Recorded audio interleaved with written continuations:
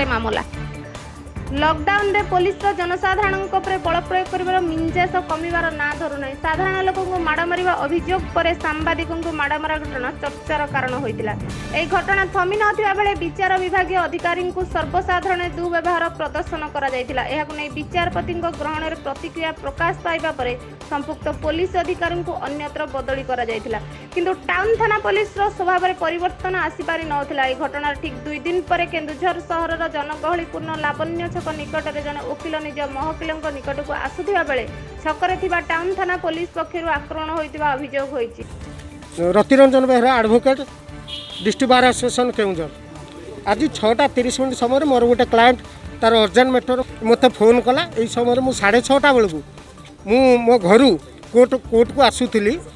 यही समय लावण्य छकरे हठात मत पुलिस अटकाइया चेष्टा करथिले एवं सेठार उपस्थित थिबा जनेक सब इन्स्पेक्टर दीनबंधु नायक मु जेतबेले मत अटकैले मु मो साइड करिया को चाहूली। साइड करिया समय हठात मत मो पिठी की एक तो शक्त चापुड़ा मारथिले। यही समय सेटा जड़े सस्मिता मल्लिक बोली जड़े लेडी कनेस्टेबल से दौड़ी आसिक मत मो जातीय आक्षेप करके मत कहला अरे धोबा चुपचाप कर ठिया है। यही समय मुझे कहली आप कहीं व्यवहार कर पब्लिकली मत ये हठात से 8-9 जन अन्य कनेस्टेबल थे बाड़ी फाड़ी धरिकी थे दौड़ी आसिले।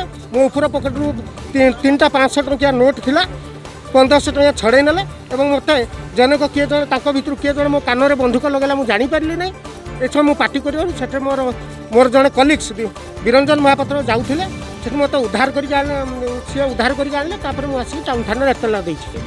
उक्त वकिल को माड़ मारिबा सह जातीयाण आक्षेप सह बंधुक लगाई धमक देइथिबा वकिल प्रकाश करिसेंती। एही घटना खबर पाई वकिल संघर कर्मकर्ता माने टाउन थाना को आसी संपुक्त पुलिस कर्मचारी विरुद्ध एतला देइथिले।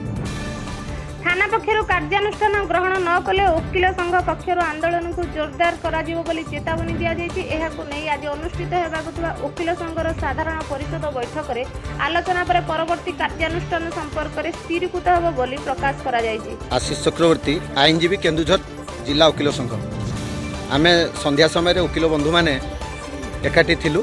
ए समय खबर मिलला जे आम डिस्ट्रिक्ट बार एसोसिएशन जनैक वरिष्ठ सदस्य रतिरंजन बेहेरा उपरे पुलिस बर्बोचित आक्रमण एवं अमानुषिक व्यवहार करिछि। आमे आसिक पहुँचिकी घटना से अंचल जानिलु जे घटनार सत्यासत्य अच्छे। आमे तुरंत पुलिस स्टेशन को आसीचु एवं पुलिस स्टेशन रे लिखित अभियोग देइछु। काली आमर एक अन्य एक घटना पाई काली आमर एक जनरल बॉडी बैठक अच्छी। आमे जनरल बॉडी बैठक रे मध्ये एक संगठन निष्पत्ति नेब।